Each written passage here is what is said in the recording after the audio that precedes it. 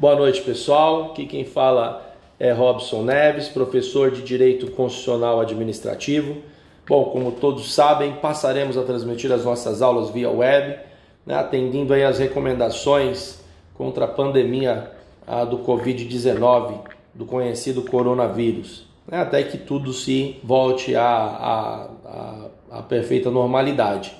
Então, como todos que já me conhecem sabem que eu interajo bastante nas redes sociais, e se tiver alguma dúvida a partir da publicação desse vídeo, dessa aula, poderão realizar seus questionamentos nas redes sociais, ou se quiser, se preferir, através do contato que foi então transmitido pela nossa coordenação.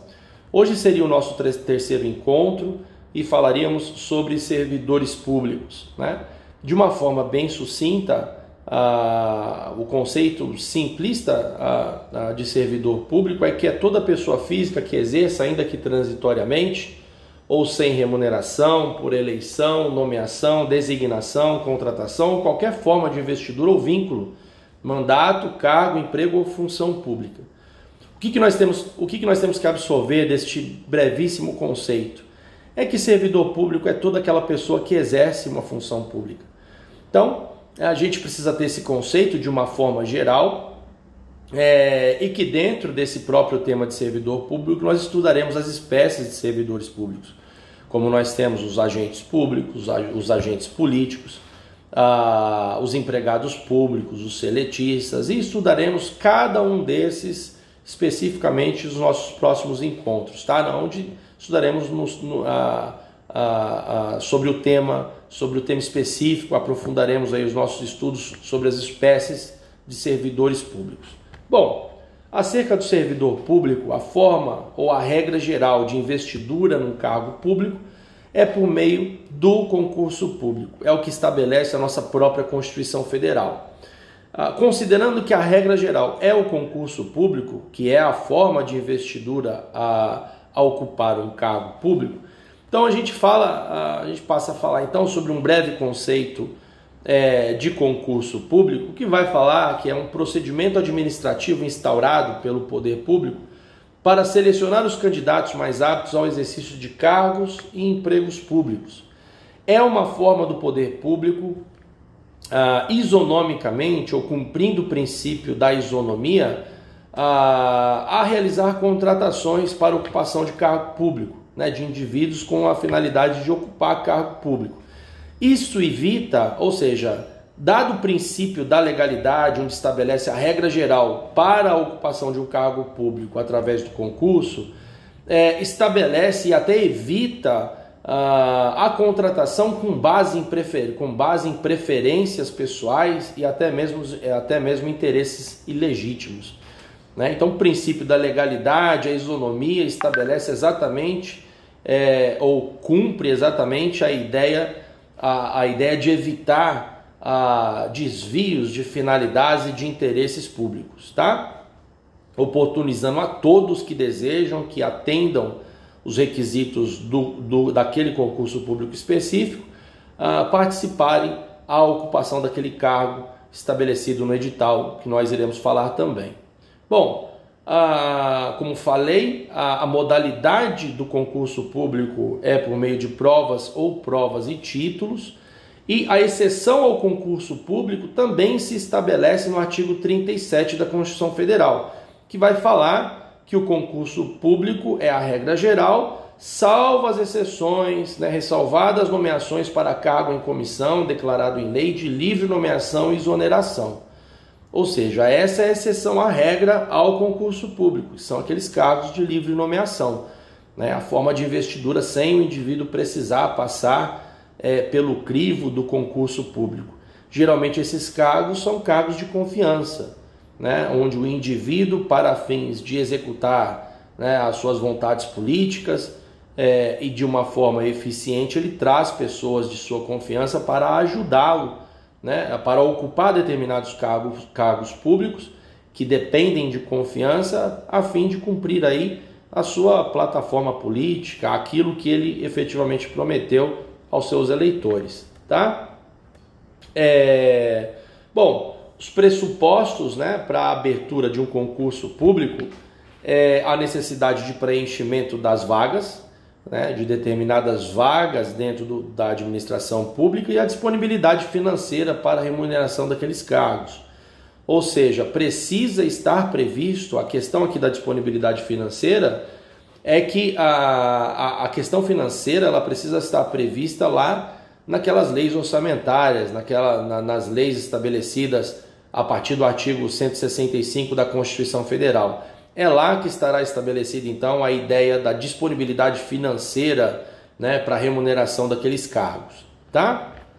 Bom, sobre o concurso público, falamos também da validade desse concurso público, que na Constituição, no artigo 37.3 e na Lei 8.112 de 90, lá no artigo 12, estabelece que a validade do concurso público ele tem uma validade de 2 anos, prorrogáveis uma única vez por igual período, tá? Mas a Constituição Federal ela tem sobre a ideia da possibilidade da realização, né, da administração pública realizar um novo concurso público referente àquele cargo. Muitos perguntam sobre a possibilidade de haver outro concurso público sem que o anterior ainda tenha vencido, né? Então nós temos aqui uma distinção, uma interpretação distinta entre Constituição e a Lei 8.112 de 90. A Lei 8.112 de 90 vai falar que não há possibilidade da realização de um novo concurso, distintamente da interpretação da Constituição Federal, que vai falar sim que há a possibilidade da realização de um novo concurso público, desde que todos aqueles que passaram no concurso anterior sejam chamados, sejam convocados com prioridade, né? Ou seja, eles precisarão, se nesse segundo concurso público os novos aprovados precisarão aguardar aqueles que já haviam passado ocupar aqueles cargos que estão disponíveis na administração pública. Então essa é a possibilidade que a Constituição Federal estabelece como uma hipótese de nova realização daquele concurso público, tá?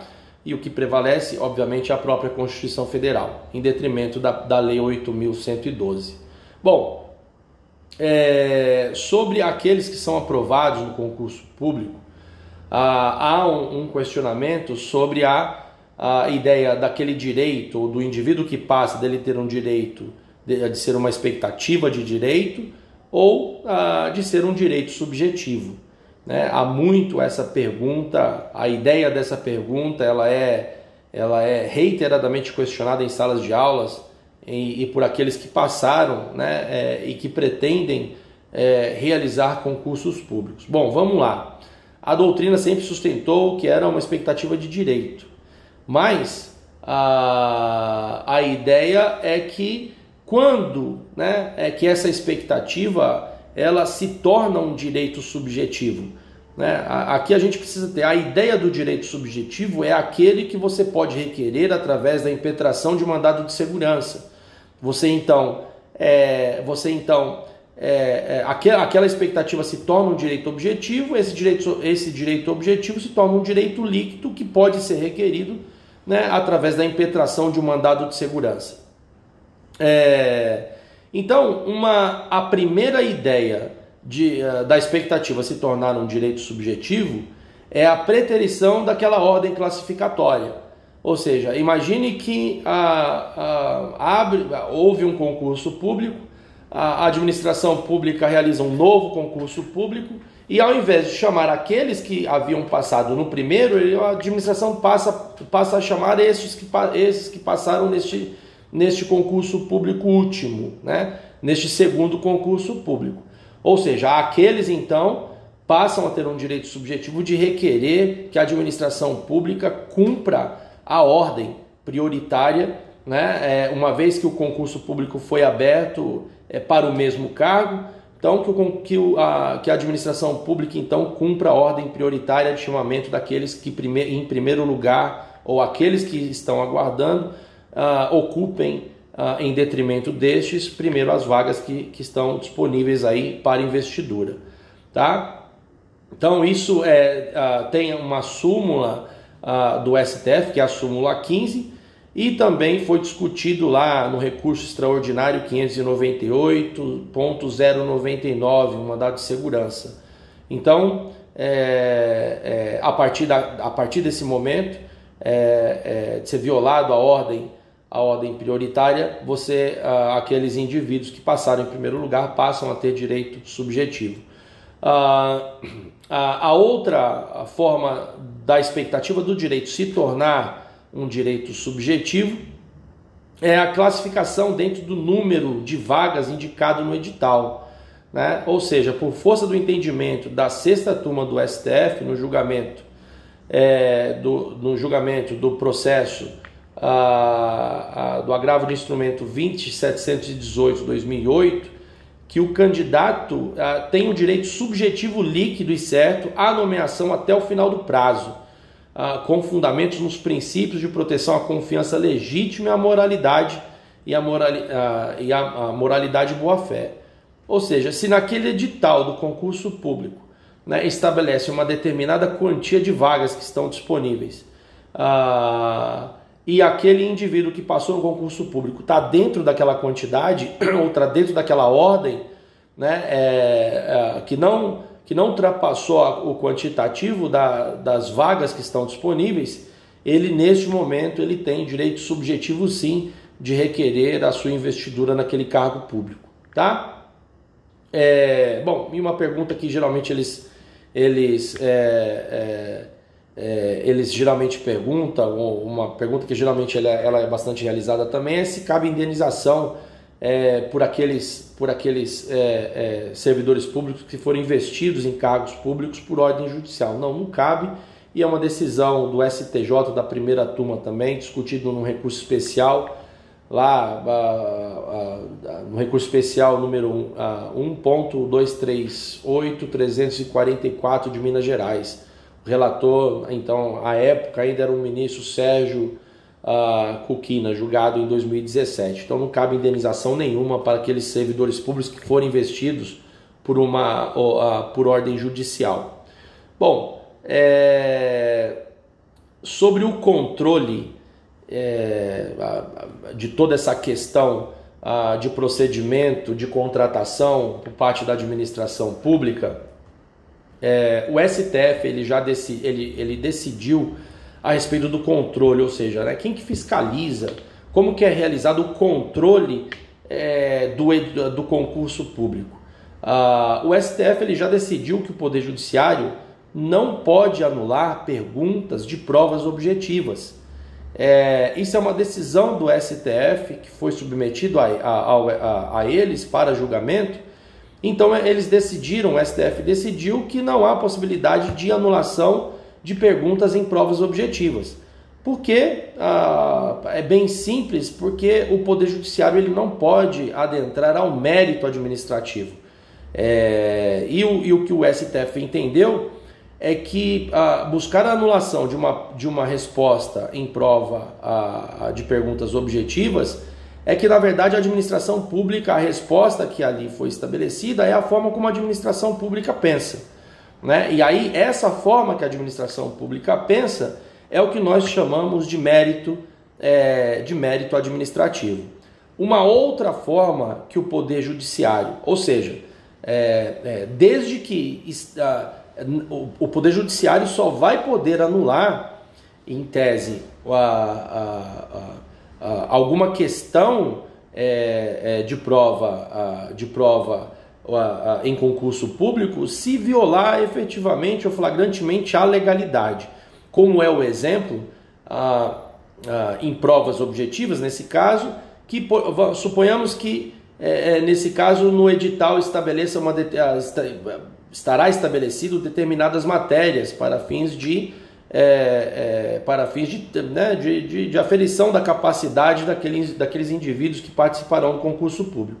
Suponhamos que uma pergunta de prova objetiva não tenha absolutamente nada a ver com nenhuma daquelas matérias que foram estabelecidas no edital para estudo.